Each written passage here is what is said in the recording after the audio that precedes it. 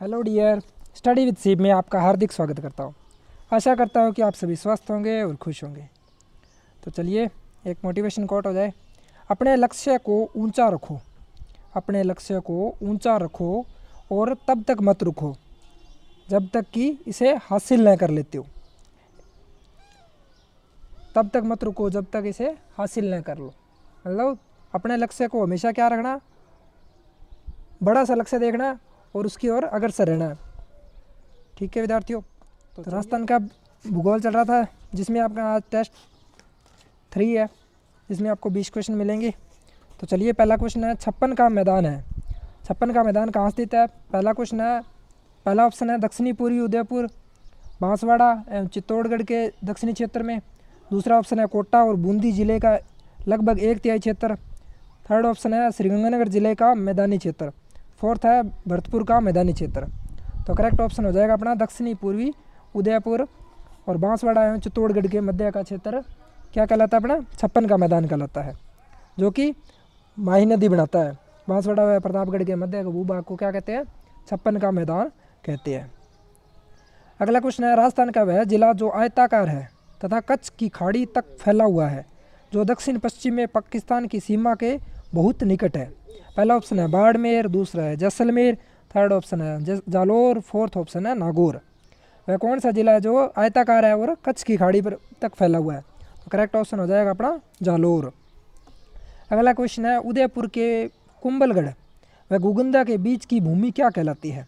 पहला है मालवा का पठार, दूसरा है गोगुंदा का पठार, थर्ड है हड़ौती का पठार, फोर्थ है इनमें से कोई नहीं। तो करेक्ट ऑप्शन हो जाएगा अपना सेकंड, जो कि गोगुंदा का पठार के रूप में है। फोर्थ क्वेश्चन है, अरावली की कुछ पर्वत चोटियाँ निम्नलिखित है, यानी कि अरावली की कुछ चोटियाँ दी हुई है, उनका क्रम देखना अपने को, कौन सा क्रम पर पहली आएगी, कौन सी दूसरी पर आएगी ना। तो पहली है गुरु शिखर, दूसरी आ जाएगी अपने शेर, फिर आ जाएगी दिलवाड़ा, फिर आ जाएगी अचलगढ़, फिर कुंभलगढ़। जो कि अपन ने ट्रिक पढ़ी थी ना, गुरु से दिल अचल रखता है कौन? बहरोच बाबा। तो उस प्रकार से इस क्वेश्चन का भी आंसर अपने इजीली कर लेंगे। अगला क्वेश्चन है, अरावली पर्वतमाला आच्छादन के प्रभाव में घिस घिस कर नीचे होगी, ये कथन दे रखा है और कारण दे रखा है कि अरावली विश्व की प्राचीनतम वलित पर्वतमाला है। तो उपरोक्त वक्तव्य के संदर्भ में निम्नलिखित में से कौन सा निष्कर्ष सही है? कथन व कारण दोनों सही है तथा कारण कथन की सही व्याख्या करता है। दूसरा ऑप्शन है कथन व कारण दोनों सही है लेकिन कारण कथन की सही व्याख्या नहीं करता। थर्ड ऑप्शन है कथन सही है जबकि कारण गलत है। फोर्थ ऑप्शन है कथन गलत है जबकि कारण सही है। तो करेक्ट ऑप्शन हो जाएगा अपना दोनों ही कथन तो सही है, कथन और कारण तो सही है, बट क्या है कारण क्या कथन की सही व्याख्या नहीं करता। ठीक है विद्यार्थियों, अगला क्वेश्चन है, थार विश्व का सबसे अधिक आबादी वाला मरुस्थल है। कारण है मरुस्थल में अधिक जैव विविधता इसी मरुस्थल में पाई जाती है। उपरोक्त वक्तव्य में संदर्भ में निम्नलिखित में से कौन सा निष्कर्ष सही है? कथन व कारण दोनों सही है तथा कारण कथन की सही व्याख्या करता है। कथन व कारण दोनों सही है लेकिन कारण कथन की सही व्याख्या नहीं करता। कारण कथन सही है जबकि कारण गलत है और कथन व कारण दोनों ही गलत है। तो करेक्ट ऑप्शन हो जाएगा अपना कथन व कारण दोनों ही सही है लेकिन कथन कारण की क्या है? सही व्याख्या नहीं करता। किस लिए व्याख्या नहीं करता है? क्योंकि थार विश्व का सबसे आबादी वाला सही है, बट क्या अगर मरुस्थलों में सबसे अधिक जैव विविधता इसी मरुस्थलों में पाई जाती है, जो कि इसका करेक्ट रीजन नहीं है।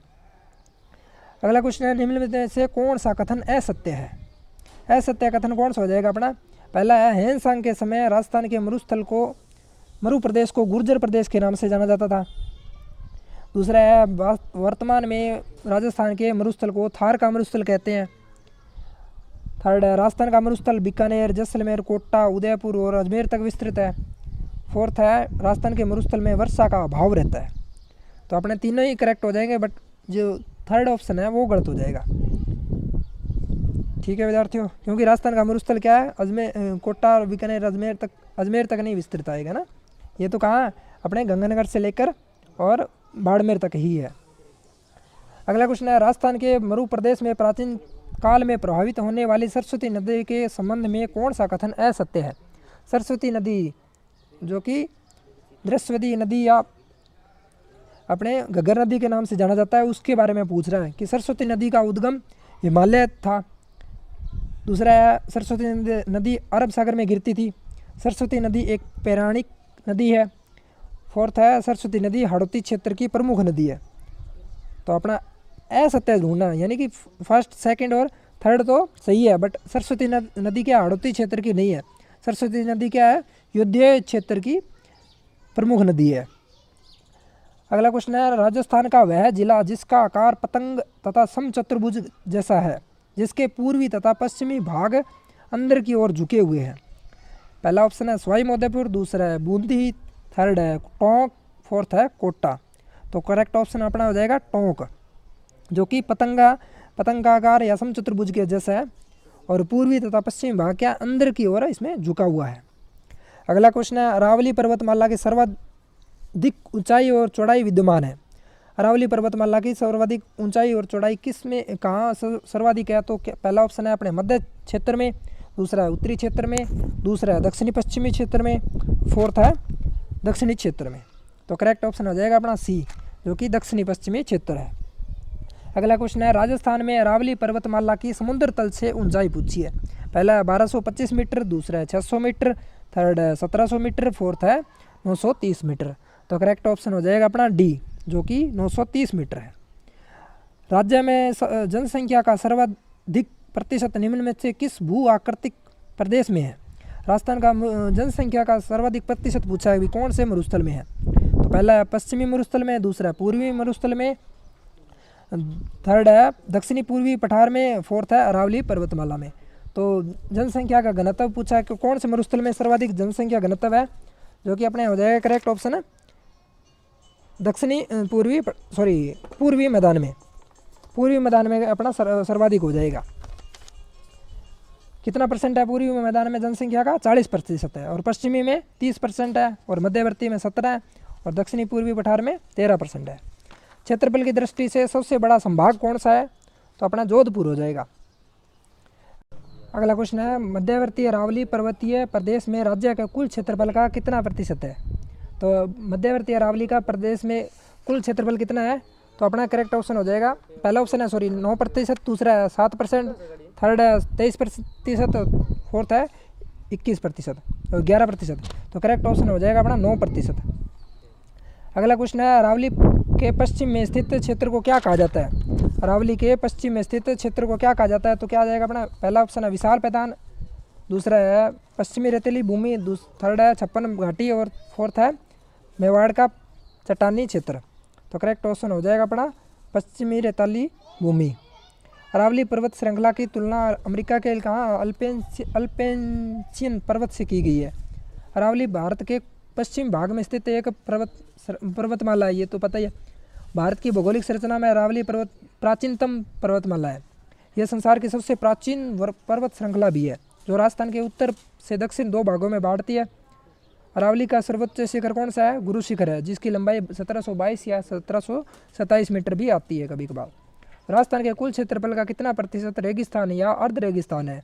पहला ऑप्शन है 55.25%, दूसरा है 65.25%, थर्ड है 61.11%, फोर्थ है 71.11%।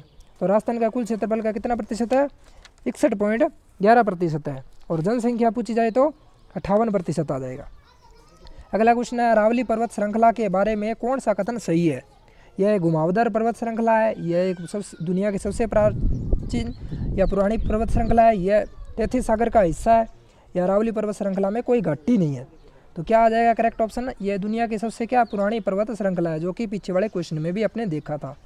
राज्य के मध्य अरावली पर्वतमाला स्थित है। यह विश्व की सबसे प्राचीनतम वलित पर्वतमाला है।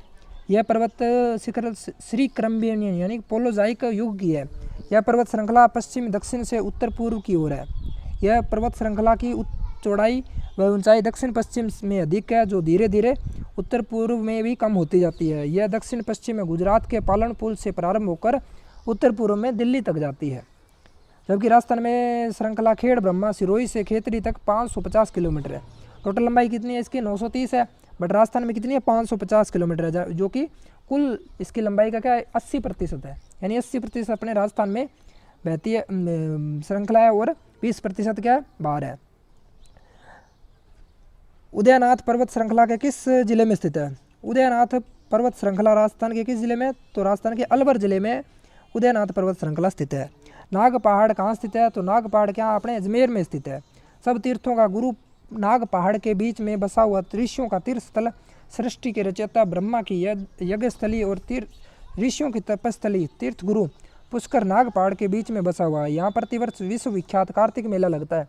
सर्वधर्म समभाव की नगरी अजमेर से उत्तर पश्चिम में करीब 11 किलोमीटर दूर पुष्कर में अगस्त्य, वामदेव, जलदायिनी, भर्तरी इत्यादि ऋषियों के तपस्या स्थल के उनकी गुफाएं आज भी नाग पहाड़ में है। ठीक है विद्यार्थियों, मतलब क्या सब तीर्थों की क्या है, ऋषि मुनियों का तीर्थ स्थल है, जहाँ जो कि अजमेर में स्थित है। राजस्थान में अरावली पर्वत श्रृंखला के विस्तार की दिशा है उत्तर पूर्व से दक्षिण पश्चिम, उत्तर से दक्षिण, दक्षिण पूर्व से पश्चिम से पूर्व और उत्तर दक्षिण पूर्व से उत्तर पश्चिम। तो कहाँ से आ जाएगा? अरावली का विस्तार पूछा है, तो कहाँ से आ जाएगा? पश्चिम से पूर्व या उत्तर से दक्षिण, बताओ कहाँ से आएगा? तो करेक्ट ऑप्शन आ जाएगा अपने उत्तर पूर्व से दक्षिण पश्चिम, जो कि पहले आपने पढ़ा हुआ था। तो आई होप आप सभी ने एंजॉय किया हुआ इस टेस्ट का। तो कमेंट ज़रूर करना आपके कितने करेक्ट हुए। आज के लिए इतना ही, मिलते हैं कल, तब तक के लिए धन्यवाद।